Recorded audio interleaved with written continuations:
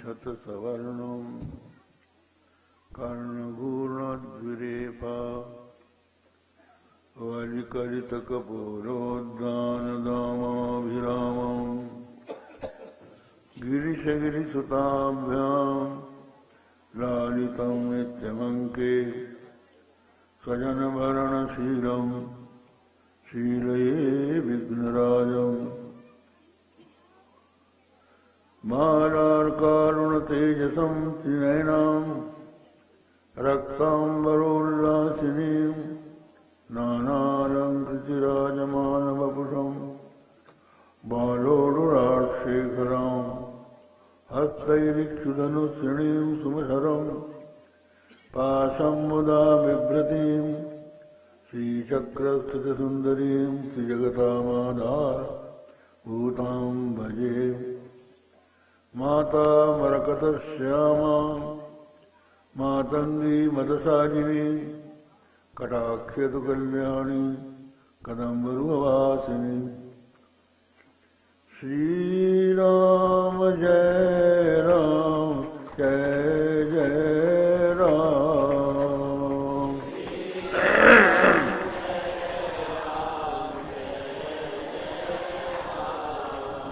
श्री राम जय राम जय जय राम।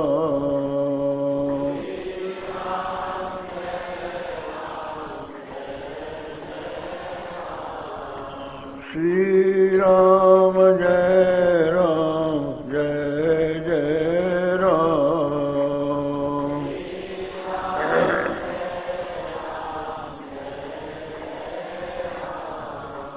श्री राम जय राम जय जय राम।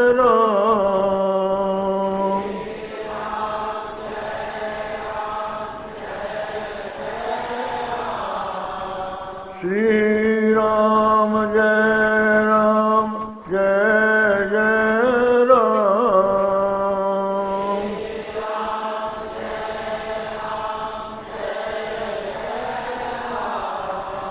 श्री राम जय राम जय जय राम।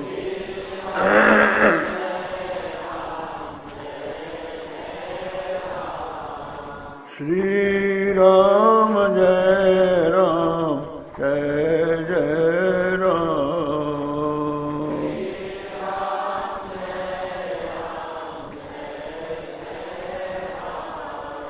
धर्म की अधर्म का प्राणियों में विश्व का गौ माता की गोहत्या हर हर महादेव। समुपस्थित विद्वद्वृंद देवियों सज्जनों, कल आप श्री सुखदेव जी और जनक का संवाद सुन रहे थे। श्री सुखदेव जी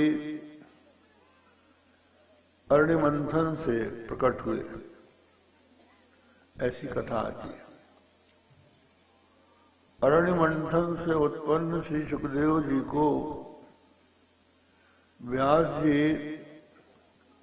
अपना पुत्र मानते हैं और पुत्र के मोह से ग्रस्त होकर यह चाहते हैं कि हमारा पुत्र गृहस्थ आश्रम में जाए और हमें पुत्र सुख प्रदान करे। और ये जो पुत्र है सुखदेव, ये विरक्त है, संसार में नहीं आना चाहता, विरक्त होकर सन्यासी बनकर वन में जाना चाहता है। तो बहुत अधिक आग्रह करके व्यास जी ने सुखदेव जी को देवी भागवत पढ़ाई। देवी भागवत पढ़ने के पश्चात भी उन्हें संतोष नहीं हुआ। और वो गृहस्थ आश्रम में जाने के लिए राजी नहीं हुए। तो उनको ज्ञान देने के लिए व्यास जी ने राजा जनक के पास भेजा। राजा जनक ने पहले उनकी परीक्षा ली, इसको दृढ़ वैराग्य है या नहीं। तो अपने रजवास में रखा, सुंदर सुकोमल शैया उनको विश्राम करने के लिए प्रदान करवाई। नारियों ने हाव भाव कटाक्ष से उनको मोहित करना चाहा, किंतु वे परम एकाग्र अंतर्मुख ही बने रहे। तो राजा जनक ने उनसे बुलाकर वार्तालाप किया और उनसे पूछा कि आप यहाँ कैसे आए। बोले हम यहाँ पर आए हैं आपसे विचार विमर्श करने के लिए। हमारे पिता चाहते हैं कि तुम गृहस्थाश्रम में जाओ, पर हमें अच्छा नहीं लगता है, तो उन्होंने आपके पास हमको भेजा है। तो आप क्या हमारा कर्तव्य है ये बतलाइए। तो उन्होंने कहा कि गृहस्थ आश्रम में दोष क्या है ये आप बताइए। तो उन्होंने कहा दोष क्या है, गृहस्थ आश्रम कर्म प्रधान है। जहां कर्म करोगे, कर्मों का फल भोगने के लिए जन्म लेना पड़ेगा। कर्म से जन्म और जन्म से पुनः कर्म, फिर जन्म फिर कर्म। जन्म कर्म के चक्र में पड़ना गृहस्थाश्रम में होता है। और गृहस्थाश्रम में कोई सुख शांति भी नहीं है। आप राजा हैं, आपको राज्य का सुख तभी मिल सकता है जब आपके मंत्री आपके अनुकूल हों, आपके पास कोष हो, आपके पास सेना हो, आपका कोई प्रबल शत्रु न हो, आपके अंतःपुर में जो रानियां हैं वो आपके अनुकूल हों, आपके कुटुंबी सब अनुकूल हों, तब तो आपको सुख मिलेगा। इनमें से यदि कोई भी वस्तु प्रतिकूल हो गई तो आपका राज सुख रहेगा नहीं। तो ये जो राज सुख है ये साधन सापेक्ष, साधन सापेक्ष जो सुख होता है वो वस्तुतः सुख नहीं है, दुख ही है। वास्तव में हमको सुख लोक में तब अनुभूत होता है जब हमारी इंद्रियों के साथ अनुकूल विषय का संपर्क होता है। जो वस्तु हम चाहते हैं, चाहे वो शब्द हो, स्पर्श हो, रूप हो, रस हो, गंध हो, तो इनके दो रूप हैं, एक अनुकूल और दूसरा प्रतिकूल। प्रतिकूल शब्द से दुख होता है, अनुकूल शब्द सुनने से सुख होता है। स्पर्श प्रतिकूल हो तो दुख होता है, अनुकूल हो तो सुख होता है। रूप भी अनुकूल हो तो सुख मिलता है, दुख और प्रतिकूल हो तो दुख मिलता है।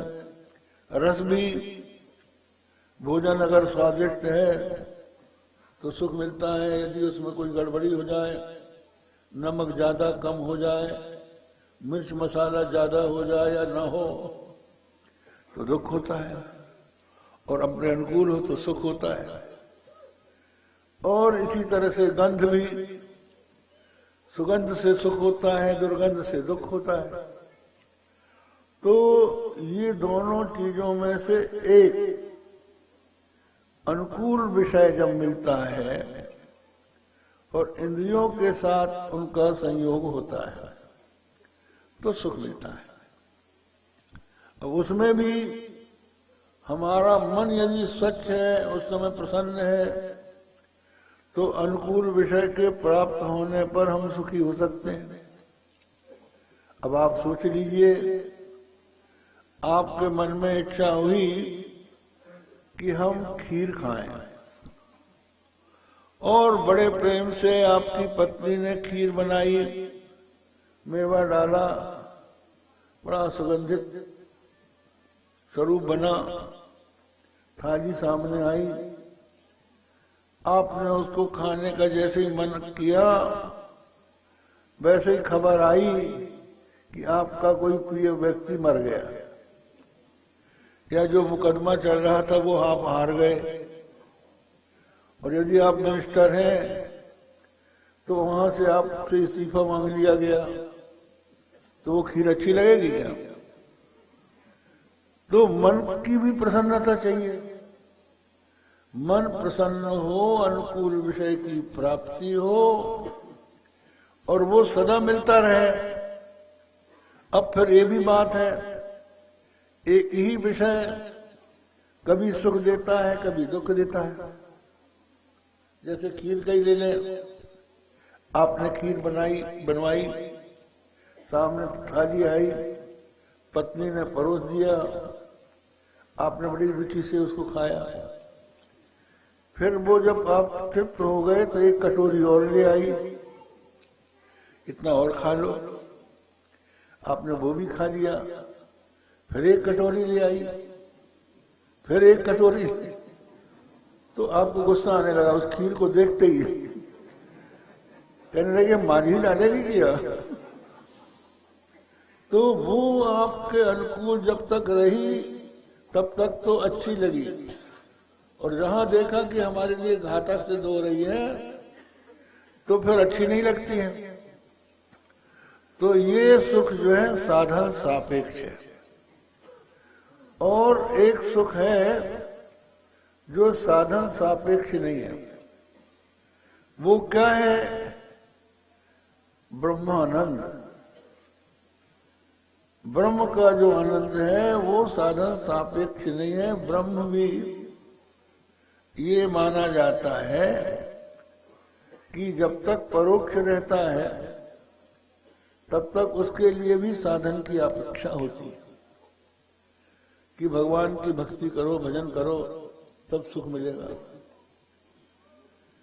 पर जब ब्रह्म का ज्ञान हो जाता है और ये समझ में आ जाता है कि वह हमारी आत्मा से सर्वथा अभिन्न है, प्रत्यक्ष चैतन्य रूप है, और ये निश्चय है कि मनुष्य का जो जहां प्रेम होता है, प्रिय वस्तु के संपर्क से ही सुख मिलता है। कोई भी व्यक्ति हो, चाहे पदार्थ हो, जिससे भी आपका प्रेम होगा उसके मिलने से सुख होगा। तो प्रिय क्या है और अप्रिय क्या है, इस पर यदि आप विचार करें तो प्रिय वो है जो हमारा है, जिसमें हमारी ममता है, वो हमको प्रिय होता है। आप समझ लीजिए, नोट आपके पॉकेट में है, तो ये जब तक दूसरे के पॉकेट में था तब तक आपका उससे प्रेम नहीं था। जब आपके पॉकेट में आया तब आप कहते हैं हमारा है, तब उससे आपका प्रेम हुआ। एक बैंक के मैनेजर के यहाँ हम ठहरे थे, तो वो ऊपर ठहरा था और बैंक नीचे था। रोज घूमने जाते थे। एक दिन घूम कर लौटे तो उसने पूछा, महाराज आप बैंक देखोगे? तो हमने कहा तुम्हारी इच्छा है तो देख लेंगे। तो बैंक ले गया, उसने जो अलमारी खोली तो उसमें लाखों करोड़ों के नोट रखे हुए थे। तो मैनेजर बोला कि महाराज ये मेरी ताली में है, मेरे हाथ में इतना रुपया है। हमने पूछा एक में से 5 रुपए निकाल सकते हो? बोले हथकड़ी भर जाएगी। तो हम कहा तुम्हारा क्या है? जब तक ये तुम्हारा ना हो जाए तब तक तुम्हारे सुख का साधन नहीं हो सकता। तो जो वस्तु ममतास्पद होती है, जिसमें हमारा मेरापन होता है, उसको देखने से, उसको प्राप्त करने से सुख होता है। और मेरा जो होता है वो मैं के संबंध से होता है। तो जो मैं है उसी का नाम आत्मा है। आत्मा से संबंधित को ही आत्मीय कहते हैं। तो जिसके संबंध से आत्मीय प्रिय हो जाता है उसमें हमारा स्वाभाविक प्रेम है। उदाहरण के लिए समझ लीजिए, मोतीचूर का लड्डू है। चने के चूर्ण से मोतीचूर का लड्डू बनता है। उस मोतीचूर के लड्डू में शक्कर मिला दी जाती है। उसको भूंज के घी में शक्कर डाल दी जाती है, तो वो जो सूखा चना का चूर्ण है वो भी मीठा हो जाता है। तो चने के चूर्ण में जो मिठास है वो शक्कर के संबंध से, शक्कर में से मिठास है। इसी तरह से आत्मा में सतह प्रियता है, आत्मा के संबंध से सतह प्रियता नहीं है। तो उस आत्मा में जब हमारा स्वाभाविक प्रेम है तो उस प्रेम से, उस प्रिय वस्तु से में आनंद भी स्वाभाविक है। इसलिए उपनिषदों में आया, मैत्रेयी से याज्ञवल्क्य ने कहा, नवा अरे पत्यु कामाय पति प्रियो भवति, आत्मनस्तु कामाय पति प्रियो भवति। हे मैत्रेयी, पति के लिए पति प्यारा नहीं होता, आत्मा के लिए पति प्यारा होता है। नवारे जायाई कामाय जया प्रिया भवति, आत्मनस्तु कामाय जया प्रिय भवति। जाया के लिए जाया प्यारी नहीं होती, अपने लिए जाया प्यारी होती है। नवारे पुत्रस्य कामाय पुत्र प्रियो भवति, आत्मनस्तु कामाय पुत्र प्रियो भवति। पुत्र के लिए पुत्र प्यारा नहीं होता, आत्मा के लिए पुत्र प्यारा होता है। स्वाभाविक बात है। जब तक किसी के बेटा नहीं होता तो पुत्र के लिए लोग जाते हैं, पूजा करते हैं, पाठ करते हैं, देवताओं की मनौती बनाते हैं और डॉक्टरों वैद्यों के पास जाते हैं, किसी तरह से बेटा हो जाए। अब जब बेटा हो जाता है तो सोचते हैं कि ये बड़ा हो जाए,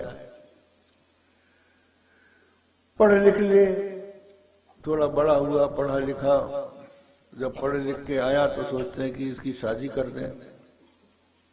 अब शादी कर दिया, घर में बहू आ गई, बहुत धूमधाम से शादी होती है, खूब बाजे बजते हैं, धूमधाम होती, सब रिश्तेदार नातेदार बुलाए जाते हैं।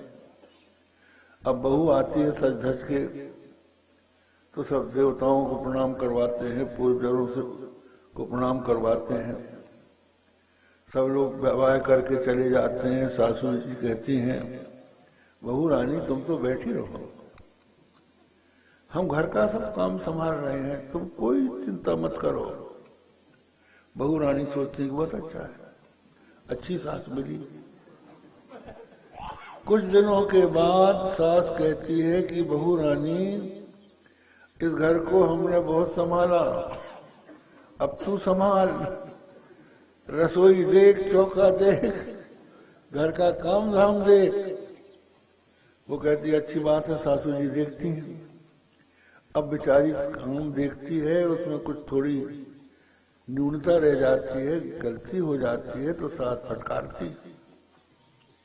कुछ दिन बहू जो है सुनती है सास की बात, तब तक जब तक कि पति अपने बस में न हो जाए। और जब पति बस में हुआ तो सास को फटकारने लगती। अब सासू अपने पति से कहती है बहू के ससुर से कि ये बहू क्या है, ये तो मिर्चा है, इसकी वाणी ऐसी कर्कशा है कि दिल दुख जाता है। तो वो ससुर पहचान समझाता है कि देखो पराये घर की लड़की है, सीख जाएगी, चिंता मत करो और प्रेम से रखो, खूब समझाता है। लेकिन बार बार अपनी स्त्री के कहने से जो पिता है वो पुत्र को बुला के कहता है कि बेटा तू अपनी बहू को संभाल, वो तेरी माँ का अपमान करती है। तो बेटा कहता है कि पिताजी आप भी माँ को संभालिए, माँ को आप भी संभालिए।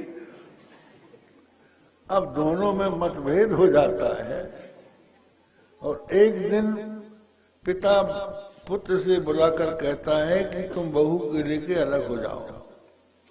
होता है कि नहीं होता?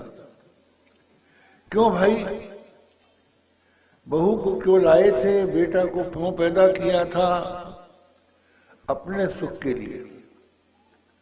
ये हमें सुख देगा, जब वो सुख की जगह दुख देने लगता है तो हमारा उससे प्रेम नहीं रहता। आत्मनस्तु कामाय पुत्र प्रियो भवति, आत्मा के लिए पुत्र प्यारा होता है, पुत्र के लिए पुत्र प्यारा नहीं होता।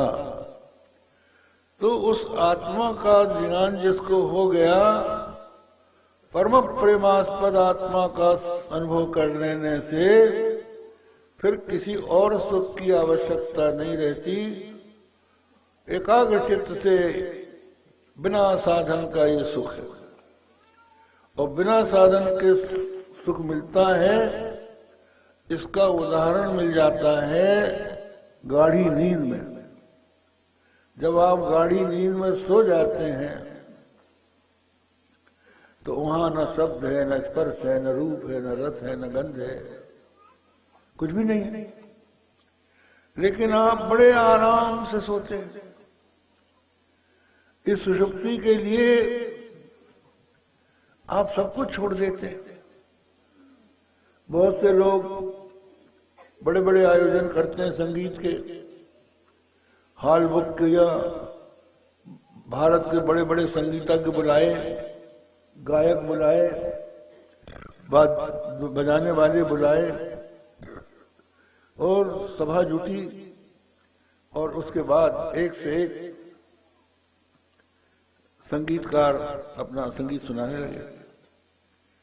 सुनते सुनते फिर आलस्य आने लगता है, जमाई लेता है, फिर घड़ी देखता है, कहते भाई अब तो सोएंगे।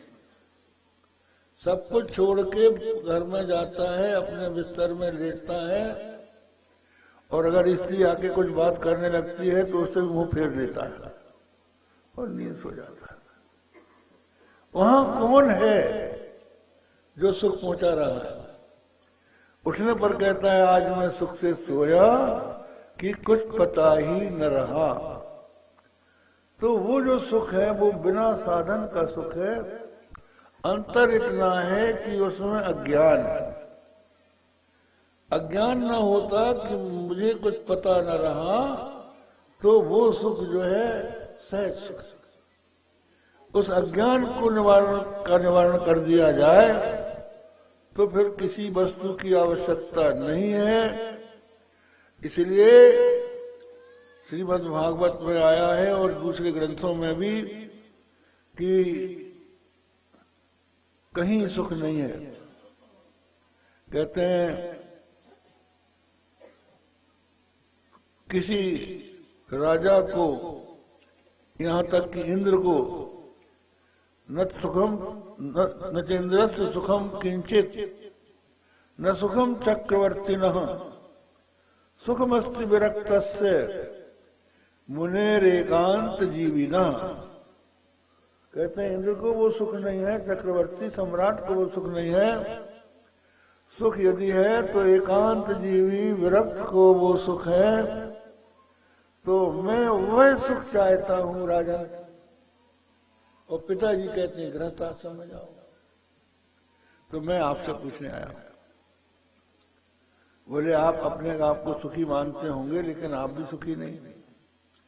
आपके पिता निमि थे,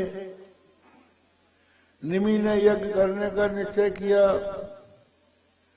तो उस यज्ञ में सब संभार एकत्र कर लिया। वशिष्ठ जी को बुलाया कि महाराज हमारा यज्ञ संपन्न कराइए।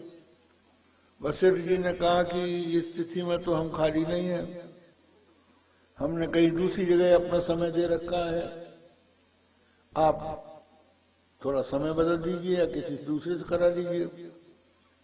बोले आप हमारे पुरोहित होके हमारी बात नहीं मानते। तो दोनों एक दूसरे को श्राप दे देते कि दोनों मर जाओ। अंत में भगवती की कृपा होती है तो वो जो निमि है वो फिर जीवित होता है और निमेष में आकर निवास करता है। इसलिए कहते हैं निमि, आंखों में जो पलक झुकती है ना, वो निमि के कारण। तो वहां भी दुख है, आप भी दुखी हैं। तो इस पर राजा जनक ने कहा कि महाराज ये बात सही है, लेकिन जब तक हम इसमें अहमता ममता रखते हैं, जब तक हमारी ममता है तब तक हम इससे दुखी हो सकते हैं। अगर हम इससे अहंता ममता का त्याग कर दें तो राज्य में रहते हुए भी हम सुखी हो सकते हैं।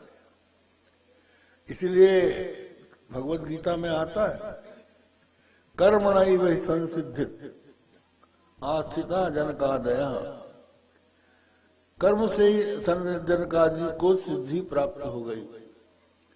संसार में रहते हुए भी यदि कोई संसार से अनासक्त हो जाए तो उसको संसार का दुख नहीं होता। इसलिए महात्मा लोग कहते हैं कि भाई कितना ही गहरा पानी हो, नाव उसमें तैरती रहेगी, डूबेगी नहीं। शर्त यह है कि नाव में पानी ना हो। अगर नाव में पानी आएगा तो डूब जाएगी, और अगर नाव में पानी नहीं होगा तो वो तैरती रहेगी। तो संसार में आप रहिए, लेकिन अगर अहंता ममता से रहित होकर रहिए। ये शरीर मैं हूं और शरीर के संबंधी मेरे हैं, इस तरह की भावना आप अगर रखते हैं तो आपके भीतर संसार आ गया। और अगर आप इसको नहीं रखते तो संसार आपके भीतर नहीं है, आप उसमें तैरते रहिए। तो आवश्यकता है कि इससे ममता का संबंध न हो।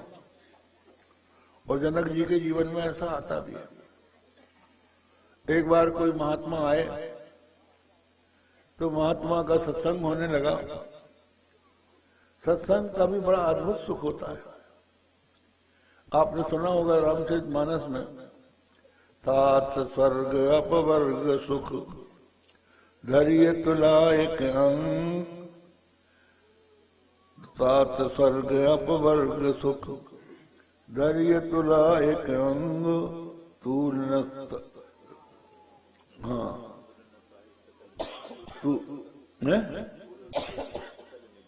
तूलताई सकल मिली जो सुख लव सत्संग। स्वर्ग अपवर्ग का सुख तराजू के एक पलवे में रखा जाए और एक पलवे में क्षणमात्र का सत्संग रखा जाए, तो वो क्षणमात्र के सुख के बराबरी स्वर्ग अपवर्ग का सुख भी नहीं कर सकता। एक बार विश्वामित्र में और वशिष्ठ में इस बात का विवाद हो गया। विश्वामित्र बोले कि तप बड़ा, वशिष्ठ जी बोले कि सत्संग बड़ा। तो उन्होंने कहा कि अब इसमें निश्चय कौन करे। तो शेषनाग के पास गए। शेषनाग से कहा कि जरा हमारे दोनों के बीच में आप न्याय कर दीजिए। विश्वामित्र जी कहते हैं कि तप बड़ा, और वशिष्ठ जी कहते हैं कि सत्संग बड़ा। इनमें से कौन बड़ा है आप बताइए। तो शेष जी ने कहा कि हमारे माथे में धरती है, बहुत ज्यादा वजन है, सोचने की शक्ति नहीं है, आप इसको जरा धारण कर लीजिए थोड़ी देर के लिए। तो पूरी शक्ति तपस्या की विश्वामित्र जी ने लगा दी, धरती 1 इंच भी नहीं उठी। और लव मात्र के सत्संग का सुख वशिष्ठ जी ने लगाया, धरती ऊपर उठ गई। बोले आप बताइए, कब बताएं, क्या निश्चय हो गया। तो ये जो सत्संग है वो बहुत सुख की बात है। सारे सुख इसके सामने कुछ नहीं है। कभी कभी मूर्ख लोग जो है इससे वंचित हो जाते हैं। एक सेठ था, वो सत्संग में बैठा था, बड़ा आनंद आ रहा था। इतने में मुनीम आ गया, कान में बोला कि इस समय चांदी सस्ती है, अगर आप खरीद लें तो काफी नफा हो जाएगा। अब उसका मन सत्संग में नहीं लगा, उठा वो और बाजार में जाके चांदी बहुत सी खरीद ली। लेकिन संयोग की बात है चांदी और सस्ती हो गई, तो बेकार गया। जो कुछ उसने पैसा खर्च किया था वो और निकल गया। तो सत्संग को छोड़ के जाने से कभी कभी ये भी हो जाता है। तो कहने का मतलब ये है कि सत्संग में महात्मा लोग आए थे, बड़े बड़े ज्ञानी आए थे, सत्संग में आए थे, सन्यासी आए थे। जनक जी भी उस सत्संग में पहुंचते थे, रोज वेदांत का पाठ होता था। एक दिन क्या हुआ कि महात्मा आके बैठ गए। महात्मा जी जो सत्संग कराते थे वो भी विराजमान हो गए। जनक जी के आने में देर हुई, तो महात्माओं ने कहा कि आप सत्संग प्रारंभ कीजिए। बोले जनक नहीं आया। तो उनके मन में संदेह हुआ कि महात्मा जी हमारे जो गुरु हैं उनके मन में कुछ लोभ आ गया, राजा की प्रतीक्षा कर रहे हैं। शायद इनको कुछ लोभ होगा कि कुछ पैसा मिल जाएगा तो खेत चला लेंगे या कुटिया बना लेंगे, कुछ ना कुछ रहता है। तो उनके मन में संदेह हो गया। गुरुजी जान गए, इतने में जनक आया। दूसरे दिन की बात है, गुरुजी ने माया रची। तो उस माया में ये हुआ कि एक ने आके जनक जी से कहा कि शत्रु ने नगर घेर लिया है। जनक जी ने कहा कि हम सत्संग के बाद बात करेंगे, जाओ। बोले अब दूसरा फिर आया, बोले शत्रु की और हमारी सेना की लड़ाई हो रही है, उस लड़ाई में शत्रु की सेना जीत गई और वो नगर में प्रवेश कर गई। ठहरो। फिर कहा कि उसमें नगर में आग लगा दी, मिथिला जल रही है। जनक बोले मिथिलायाम प्रदग्धायाम नमे दग्धक कदाचन। मिथिला के जल जाने पर भी मेरा कुछ भी नहीं जला है। अब वो आग जो है यहाँ आई तो ये जो सन्यासी थे इनकी कुटियां थी छोटी छोटी, इनको ये लगा कि हमारा कमंडल न जल जाए, हमारे कपड़े न जल जाए, लंगोटी न जल जाए। ये दौड़े सत्संग छोड़ के। तो महात्मा जी ने वो माया रची थी वो शांत हो गई। उन्होंने कहा देखो तुम्हारे पास कुछ भी नहीं है लेकिन तुम दौड़ पड़े, और उसने इतना बड़ा राज्य होने पर भी कुछ नहीं छोड़ा। इसलिए ये समझ लो कि ये पात्र है और तुम कुपात्र हो, तुम में वो बात नहीं। बिना वैराग के संन्यास का कोई अर्थ नहीं है। एक योग वासिष्ठ में एक चूड़ाला का उपाख्यान आता है। ये शिखरध्वज नाम के एक राजा थे। चूड़ाला उनकी स्त्री थी, रानी थी, बड़ी सुंदरी थी, रूपवती थी, गुणवती थी। राजा उसमें बहुत आसक्त था। और चूड़ाला जो है वो ज्ञानी थी, योगिनी थी।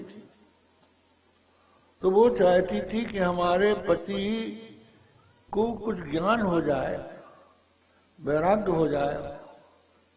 तो उसने अपने जो मंत्री थे और जो उनके पास बैठने वाले थे उनको समझाया कि इनके सामने वैराग्य की बात करो, संसार की निस्सारता की बात करो। तो सब लोग करने लगे।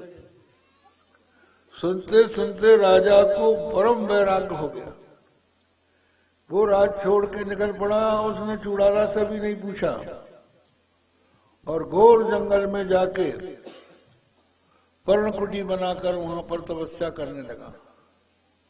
चूड़ाला ने देखा कि इसको वैराग्य हो गया, तो वो योगिनी थी, आकाश मार्ग से वहां पहुंची। देखा कुटिया में राजा बैठा है, कंदमूल कर खाता है और तपस्या कर रहा है। तो उसने एक ब्रह्मचारी का रूप बनाया। वो ब्रह्मचारी बनकर गई। ब्रह्मचारी का उन्होंने स्वागत किया। फिर सत्संग होने लगा। राजा से पूछा कि आप यहाँ कैसे आए? बोले हमने राज का त्याग कर दिया, क्योंकि राज में हमारी ममता थी, बंधन था, उस बंधन से हम मुक्त हो गए। उन्होंने कहा अभी तुम बंधन से मुक्त नहीं हुए हो। जैसे महल में तुम्हारा अनुराग था वैसे तुम्हारी पर्णकुटी में अनुराग है, और जैसे तुम्हारा वस्त्राभूषण अलंकार में राग था वैसे अपने दंड कमंडल में अनुराग है, मृगचर्म में अनुराग है। तो ऐसी स्थिति में विषय बदल जाए लेकिन आपकी अहंता ममता तो नहीं बदली। अहंता ममता कैसे बदलेगी? तो चूड़ाला ने उनको ज्ञान का उपदेश दिया। उस ज्ञान के उपदेश से वो मुक्त हो गया। और फिर उसने कहा कि अब चाहे राज्य में जाओ चाहे वन में रहो, दोनों बराबर है। इसी तरह से जो व्यक्ति ज्ञानी हो जाता है उसके लिए सब कुछ बराबर हो जाता है। उसके लिए न कर्म से कोई प्रयोजन है न कर्म के त्याग से प्रयोजन है। भगवान श्री कृष्ण ने गीता में कहा है, कर्मण्य कर्म यः पश्येत् अकर्मणि कर्मया सबुद्धिमान मनुष्येषु सयुक्त सर्व कर्मकृत। जो कर्म में अकर्म को देखता है और अकर्म में कर्म को देखता है वो मनुष्य में बुद्धिमान है, युक्त है और समस्त कर्मों को करने वाला या समस्त कर्मों को काटने वाला हो जाता है। तो कर्म में अकर्म कैसे देखना? कर्म में अकर्म ऐसे देखना है कि शरीर इंद्रिय मन बुद्धि से जो भी चेष्टाएं हो रही हैं उन चेष्टाओं का मैं साक्षी हूं। मैं कर्म नहीं कर रहा हूं। गुणा गुणेषु वर्तन्ते, गुण गुणों में वर्त रहे हैं। इंद्रियां इंद्रियों के अर्थ में जा रही हैं। इंद्रियां भी गुणों का सद्गुण रजोगुण तमोगुण का कार्य है और विषय भी रजोगुण सत्गुण और तमोगुण का कार्य है। तो ये आपस में जा रहे हैं। मेरा इससे कोई संबंध नहीं है। ऐसा जो जानता है वो कर्म में अकर्म देखता है। और जो अपने आप को कर्ता मानता है और सोचता है कि हम कर्म न करें, तो कर्म न करना भी कर्म हो जाता है।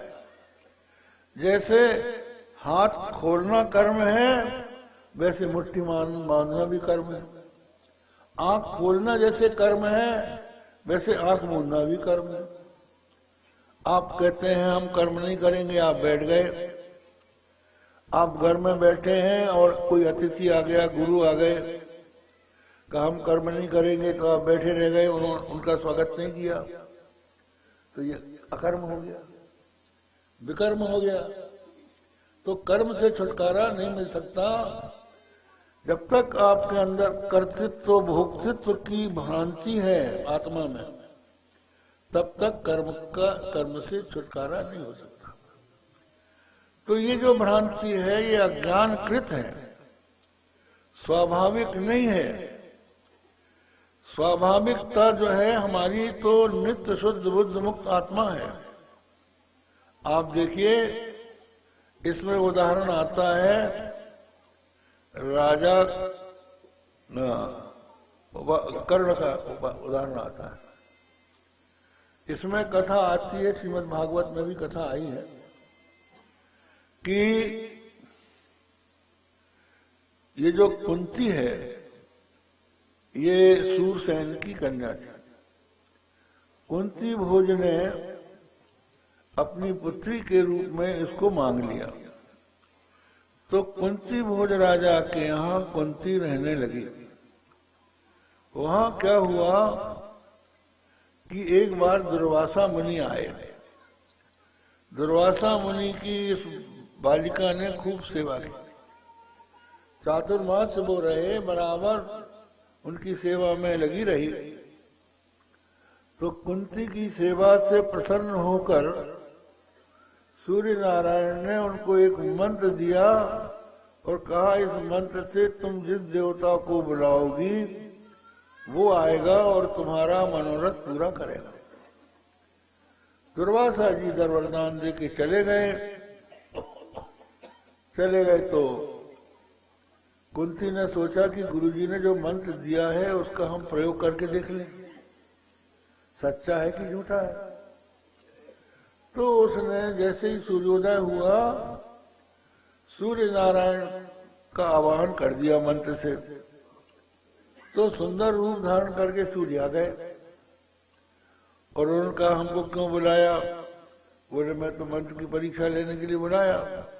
बोले नहीं, देवताओं का दर्शन अमोघ होता है, वो कुछ देकर जाते हैं, हम तुमको पुत्र देकर जाएंगे। उन्होंने कहा, कुंती ने कहा कि महाराज हम कन्या हैं, ऐसी स्थिति में आप कैसे अनर्थ की बात कर रहे हैं? हम आप से प्रार्थना करते हैं कि आप प्रार्थना करती हैं कि आप लौट जाइए। बोले अगर तुम हमारी बात नहीं मानोगी, हमको पुत्र प्राप्त करने का अवसर नहीं दोगी, तो हम दुर्वासा को भी शाप दे देंगे और तुमको भी दे देंगे। तो कुंती मान गई। तो सूर्य ने गर्भाधान किया। बोली कि महाराज अब हम कन्या हैं, क्या होगा? बोले तुम अक्षत योनि रहोगी, तुम्हारा कन्यात्व तो अव्याहत होगा। तो उसके पेट में बच्चा आया। कुछ समय के अच्छा माता पिता को उसने बताया नहीं।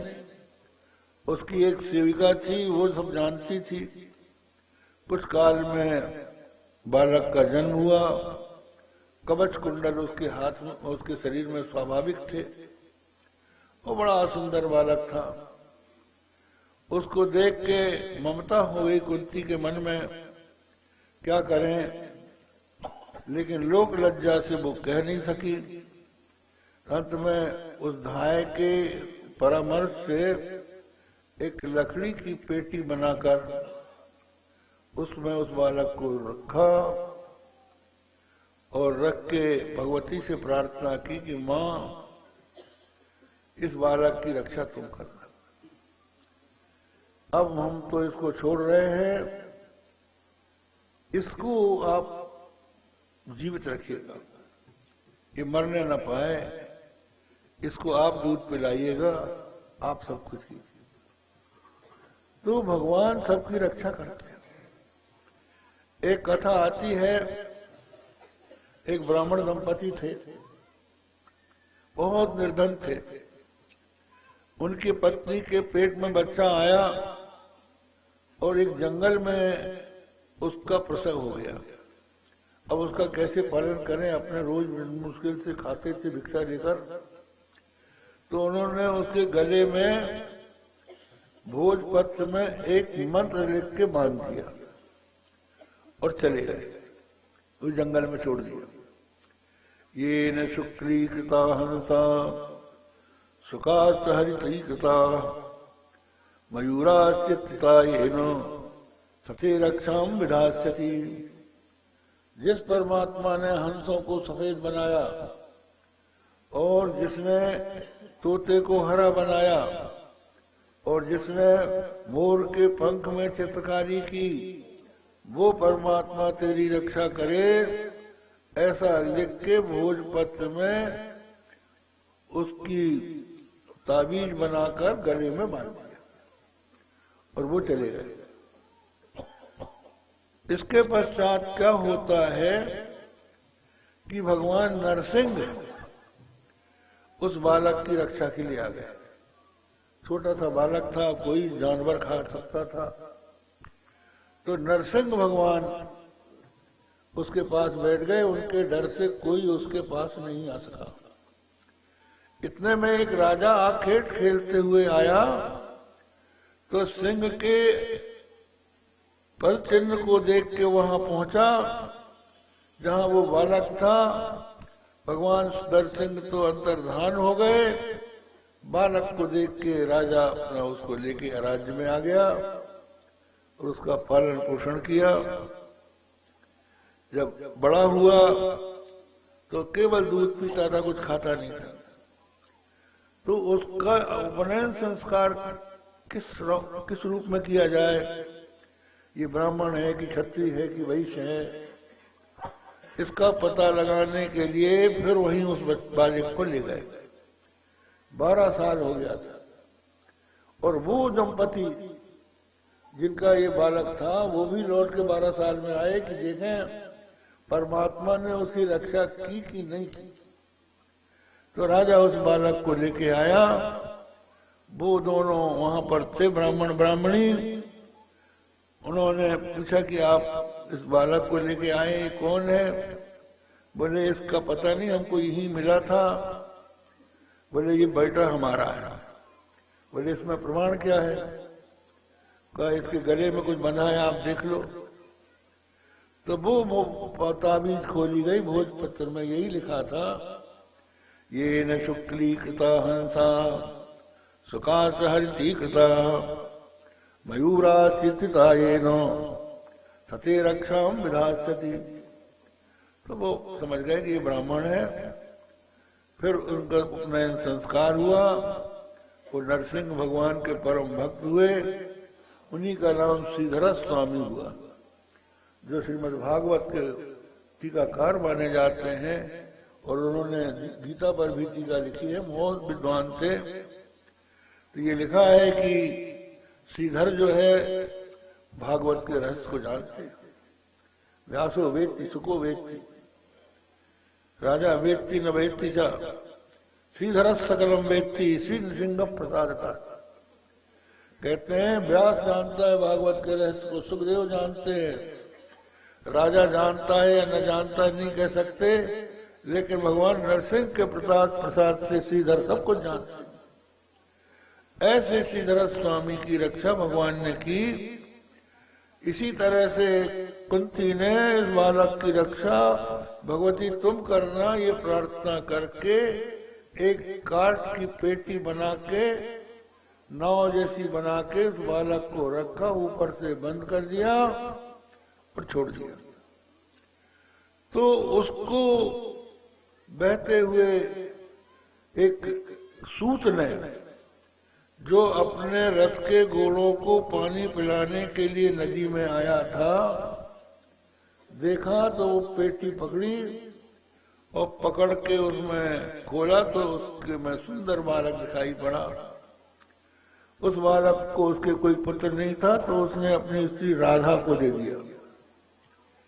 राधा उसका पालन पोषण करने लगी, बड़ा हुआ।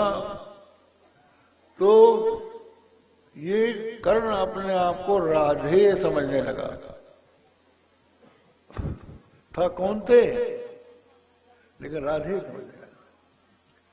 इसी तरह से ये जो शुद्ध नित्य शुद्ध बुद्ध मुक्त स्वभाव आत्मा है, ये अपने आप को जीव मानने लगा। शरीर इंद्रिय मन बुद्धि के संयोग से तो इसमें जीवत्व का आरोप हो गया।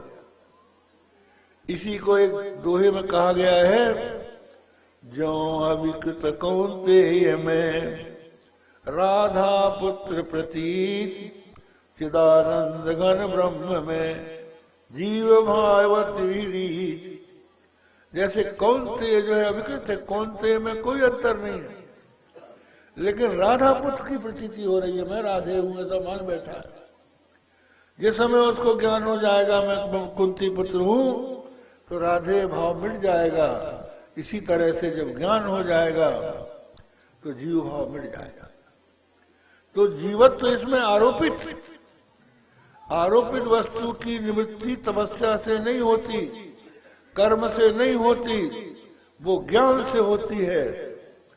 तो वो ज्ञान जिसमें है वो चाहे घर में रहे चाहे बाहर रहे, उसके लिए कुछ भी अकार्य नहीं है। तो मैं इसी भाव से संसार में रहता हूं, संसार में राज्य करते हुए भी मैं राज्य से अनासक्त हूं। शरीर में मेरी आत्मबुद्धि नहीं है, मैं अपना ब्रह्मानंद में ही सदा निमग्न रहता हूं, इसलिए मुझे विदेह कहते हैं। तो तुम भी इसी तरह से अपने आप को जानो। तो कहने का मतलब यह है कि जो अधिकारी है, जिसको ज्ञान हो गया है, वो गृहस्थाश्रम में रहते हुए भी सन्यासी है। सन्यासी दो प्रकार के होते हैं, एक अलिंग सन्यास, एक लिंग सन्यास। लिंग सन्यास वो है दंड कमंडल रखकर सन्यासी हो जाते हैं, और दूसरे गृहस्थ आश्रम में भी रहकर गृहस्थ आश्रम का परित्याग कर देते हैं। और परित्याग भी कैसा? मन से परित्याग, कि मैं मेरा छोड़ दो तो घर में बैठे सन्यासी, और मैं मेरा ना छोड़ो तो घर छोड़ के भी कहां सन्यास। इसलिए इस मुख्य बात को पकड़ो कि ये ममता अहंता जो है इसी का त्याग करना है, बाहर से त्याग नहीं हो सकता। तो यही कहने का मतलब है। हम चातुर्मास कर रहे थे दिल्ली में, तो लोगों ने कहा कि महाराज गृहस्थ आश्रमी भी मकान में रहता है, पक्के मकान में रहता है, और तुम भी पक्के मकान में चातुर्मास कर रहे हो, तुम में और गृहस्थ में क्या अंतर है? हमका अंतर यह है कि जो गृहस्थ है वो समझता है कि मेरा मकान है, और मैं समझता हूं कि धर्मशाला है। थोड़े दिनों के लिए आया हूं, और जब इच्छा होगी चला जाऊंगा, इससे उसका मेरा कोई संबंध नहीं। तो ममता जब तक रहती है तब तक आसक्ति रहती है। आप देखिए, आप जब नई नई गाड़ी खरीदते हैं, मोटर खरीदते हैं, तो ड्राइवर से कहते हैं कि ऐसी चलाओ कि खरोंच न लगे। अगर खरोंच लग गई तो गड़बड़ हो जाएगी। बड़ी सावधानी से गाड़ी चलवाते हैं आप, खूब उसको साफ करवाते हैं, रखते हैं उसको। लेकिन अगर आप उसको बेच दें, दूसरे की हो जाए, तो खड्डे में गिरे, क्योंकि वो आपकी नहीं है। तो जो ममता है, अहंता है, उसका त्याग करो। ये बात सुखदेव जी को राजा जनक ने समझाई। उससे वो लौट के वहां से अपने पिता के यहाँ गए। फिर पिता की इच्छा के अनुसार गृहस्थाश्रम भी स्वीकार किया, लेकिन उसमें आसक्त नहीं हुए। और अंत में अपनी संतान को उत्पन्न करके, कन्या भी एक उत्पन्न हुई, उन सबको सन्मार्ग में प्रतिष्ठित करके फिर स्वयं वहां से विरक्त हो गए। सर्वसिद्धि से संपन्न होकर आकाश गमन करने लगे। इस तरह से सुखदेव जी ने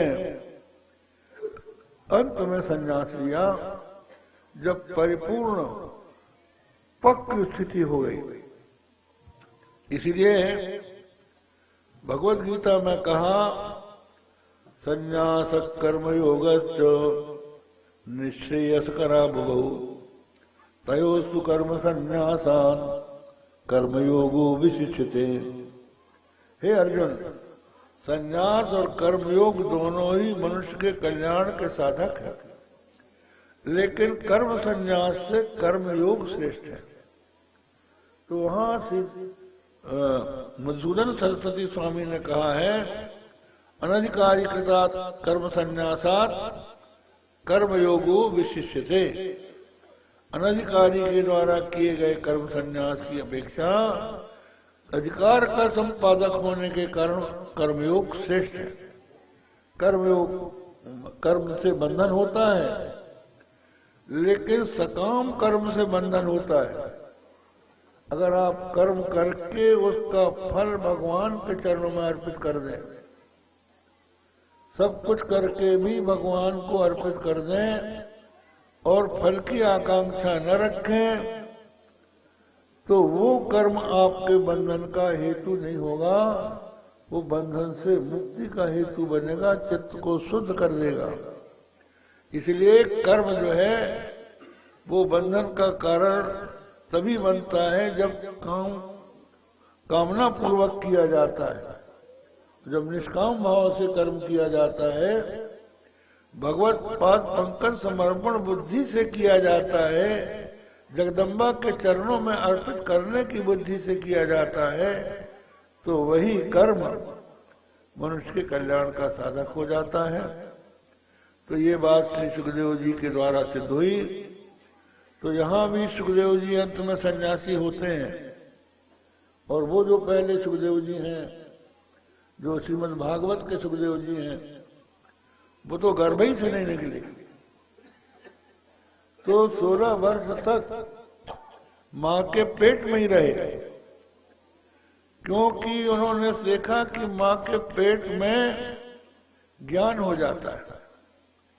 5वें महीने में जो बालक है, आप देखिए, जो बालक माँ के पेट में रहता है उसका सिर नीचे रहता है, पैर ऊपर रहता है, तो एक तरह से उसका शीर्षासन लग जाता है, तो कुंडलिनी जागृत हो जाती है उसकी। तो उसको अपने पूर्व जन्म का स्मरण होता है कि इतने जन्म हो गए, अभी तक हम संसार में पड़े हुए हैं, बार बार माता के उदर में आना पड़ रहा है। अब हम जब निकलेंगे तो बिना भगवान का भजन किए और कुछ नहीं करेंगे। इसलिए हम लोग तो ये कहते हैं कि जन्म से सब हिंदू हैं, और जितने भी मत मजहब हैं वो बाद में अपने मत मजहब में लेते हैं। हमारे यहाँ तो जब पेट में बालक रहता है तभी भगवान के भजन का संकल्प कर लेता है। जो भगवान के भजन के संकल्प से पैदा हुआ है वो हिंदू धर्म को मानने वाला है, भूल से इधर उधर चला गया है, तो उसका ज्ञान उसको प्राप्त हो जाए तो वो अपने रास्ते पे आ जाता है। इसलिए हम लोग किसी से भेदभाव नहीं रखते, सब में आत्मा है, सब में परमात्मा है, और सब लोग भगवान के भजन के अधिकारी हैं। अलग है साधन, सबके अलग अलग है। शास्त्र के अनुसार वो लोग अपना अपना साधन करके मोक्ष को प्राप्त कर सकते हैं। तो कहने का अभिप्राय यह है कि कर्म बंधन से छूटने का उपाय यही है कि निषिद्ध कर्मों का त्याग करके, निषिद्ध कर्मों का तो स्वरूप का त्याग कर दे, और जो विहित कर्म है उसको कामना का त्याग करके अनुष्ठान करे, तो वो कर्म जो है हृदय को पवित्र कर देता है। तीव्र जिज्ञासा होती है और इच्छा होती है, परशुद्धि ब्रह्मनिष्ठ सदगुरु की शरण में जाकर वेदांत का श्रवण मनन निधिध्यासन करता है और तत्व ज्ञान प्राप्त करके जीवन मुक्त हो जाता है। और जो जीवन मुक्त हो गया वो चाहे सफेद कपड़े में रहे तो और गेरुआ वस्त्र पहने रहे तो दोनों बराबर रहते हैं, दोनों मोक्ष के अधिकारी होते हैं। इसी तरह से जो नारियां हैं वो भी भिक्षुणी बने, दंड कमंडल धारण करें ये जरूरी नहीं है। जैसे देवहूति को ज्ञान हो गया तो वो ज्ञान प्राप्त करके अपने शरीर से अपने आप को अलग समझने लगी और मुक्ति को प्राप्त हुई। श्रीमद् भागवत में उसकी कथा है। तो जो जहां है, जिस रूप में है, उसी रूप में तत्व ज्ञान प्राप्त करके अपने हृदय को शुद्ध बनाकर तत्व ज्ञान प्राप्त करे और मोक्ष पदवी को प्राप्त करे। ये सुखदेव जी और जनक जी के संवाद से सिद्ध होता है। आज की कथा का यहीं पर विश्राम करते हैं। श्री राम जय राम जय जय राम।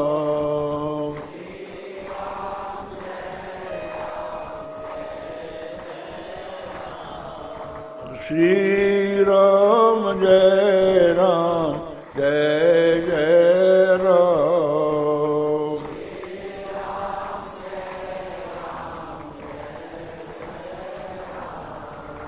प्यारे जरा तो मन में विचारो,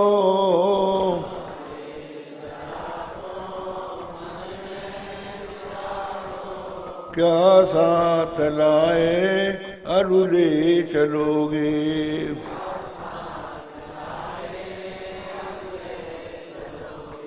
जाता सदा साथ यही पुकारो,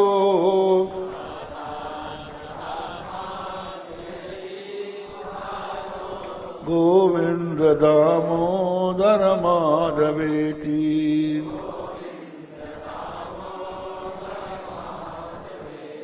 गोविंद दामोदर माधवेति।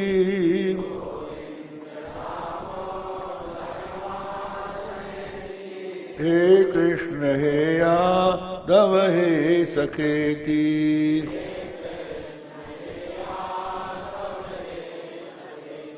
श्री कृष्ण गोविंद हरे मुरारे।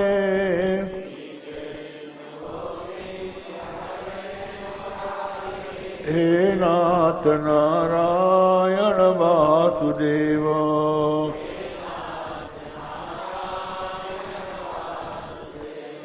श्री कृष्ण गोविंद हरे मुरारे।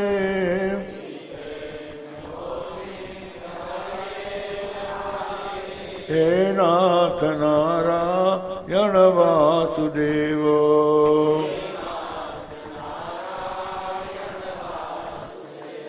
धर्म की अधर्म का प्राणियों में विश्व का गो माता की गोहत्या। हर हर महादेव।